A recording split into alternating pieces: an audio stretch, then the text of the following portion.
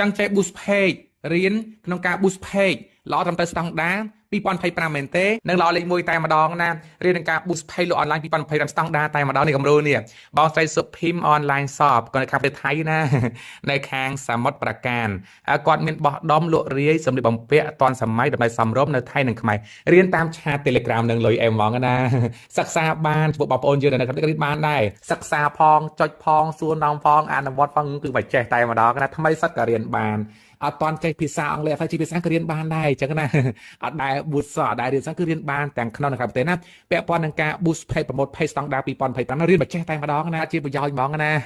page បែរជាកម្មលក់ដូររ៉ូស៊ីតំណែងផលឬក៏សេវាកម្មអញ្ចឹងណាដល់ពេលចេះមានចំណេះពាក់ព័ន្ធនឹងការកាន់គ្រប់គ្រងប៊ូនអញ្ចឹងយើងចង់ប៊ូនខ្លួនឯងក៏បានដែរមានក្រុមគូសារសាច់ញាតិភរិយាអញ្ចឹងណាស្វាមីអញ្ចឹងទៅគាត់ចង់ boost promote ក៏បានបរិយាគាត់ចេះក៏បានគេអត់នេះគឺយើងចង់បើគាត់ក៏បានដែរគឺកើតជាប្រយោជន៍បងលក់ដូររ៉ូស៊ីអនឡាញអញ្ចឹងណាលើគោមានសេវាកម្មជួយដល់ពាក់ព័ន្ធនឹងការរៀបចំបូករួមទាំងបង្រៀនឲ្យចេះ boost promote ផងដែរណា2025អរគុណ